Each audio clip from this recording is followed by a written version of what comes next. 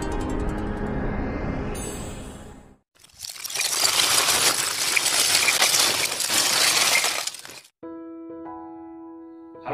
sahabat rumah belajar, perkenalkan saya Pak Remotan Siagian, peserta pembatik level 2 tahun 2021 dari SMP Metodis 2 Rantau Prapat. Sahabat, pada kesempatan kali ini kita akan belajar tentang sistem pencernaan pada manusia. Tujuan pembelajaran kita yang pertama, sahabat dapat menyebutkan organ-organ yang terlibat dalam sistem pencernaan. Yang kedua, sahabat juga dapat menjelaskan proses pencernaan yang terjadi di dalam tubuh manusia. Dan yang ketiga adalah sahabat dapat mengidentifikasi keterkaitan antara sistem pencernaan dengan sistem pernapasan dan sistem peredaran. Baiklah sahabat, sekarang kita akan pelajari tentang bagaimana proses pencernaan yang terjadi di dalam tubuh kita. Pertama, makanan masuk ke dalam mulut kita dan di sana akan terjadi proses pencernaan secara mekanik atau perubahan struktur, di mana ketika mulut mengunyah makanan yang ada di dalamnya.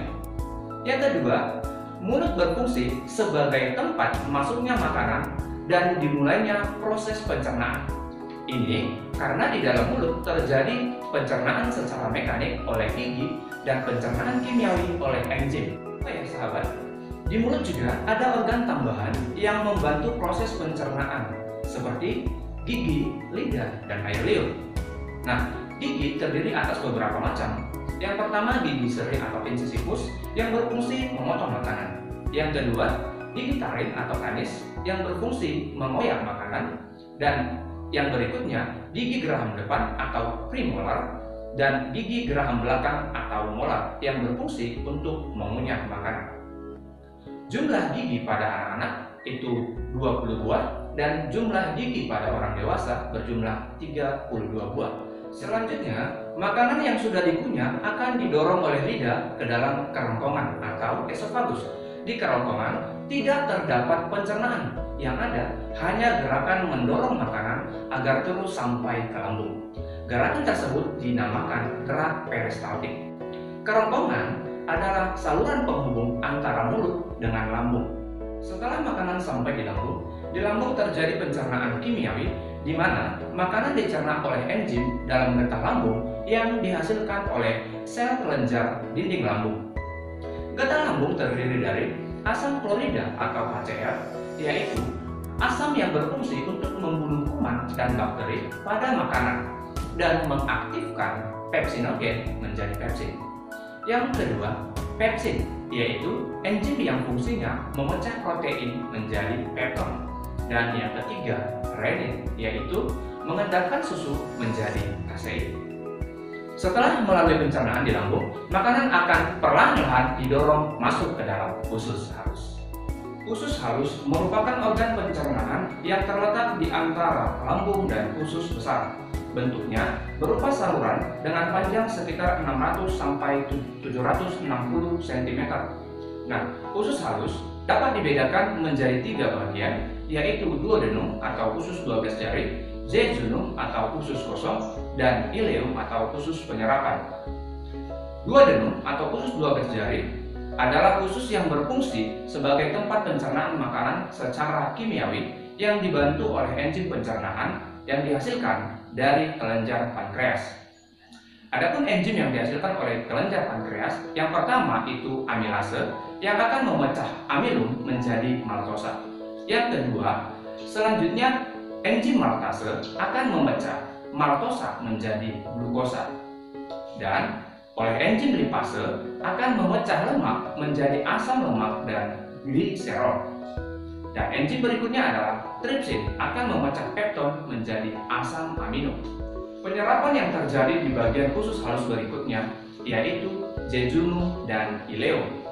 Strukturnya dipenuhi oleh villi atau jonjot halus yang berfungsi memperluas area penyerapan sari-sari makanan. Sisa makanan yang tidak bisa dicerna dan diserap oleh tubuh akan diteruskan ke usus besar. Usus besar berfungsi untuk membusukkan sisa makanan tadi membentuk feses dengan dibantu oleh bakteri Escherichia coli. Nah, Di usus besar terdapat beberapa bagian, yaitu yang pertama kolon sebagai tempat pemadatan feses atau penyerapan kembali air-air dari zat sisa makanan. Yang kedua, rektum sebagai tempat menyimpan feses sementara waktu.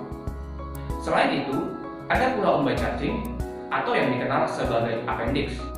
Selanjutnya, zat sisa makanan atau feses yang telah dibusukkan di dalam usus besar akan dibuang melalui anus. Nah, sahabat rumah belajar, bagaimana sih hubungan sistem pencernaan ini dengan sistem pernafasan dan sistem peredaran darah? Ketika kita bernafas dan menghirup oksigen, maka akan terjadi pertukaran di dalam alveolus. Selanjutnya, oksigen akan diangkut oleh darah untuk dibawa ke dalam sel dan jaringan untuk melakukan proses metabolisme sehingga menghasilkan energi dalam bentuk ATP. Nah, sahabat, energi inilah yang kita gunakan untuk beraktivitas seperti belajar, bermain, dan masih banyak lagi yang lain. Sekarang, sahabat, ada tantangan buat kalian. Yang pertama, mengapa ketika mengunyah makanan atau nasi terasa manis? Faktor apa saja yang menyebabkannya? Yang kedua, jika dalam proses pencernaan tidak dibantu oleh enzim pencernaan, jelaskan apa yang terjadi. Apakah proses pencernaan dapat terjadi di dalam tubuh atau tidak? Diskusikanlah dengan teman satu kelompokmu. Demikian video kali ini. Semoga video ini memberikan manfaat untuk sahabat semua. Bersama saya Praninggotan Siagian, mari belajar dan berkolaborasi bersama Rumah Belajar. Belajar di mana saja, kapan saja, dan dengan siapa saja. Sekian dan terima kasih.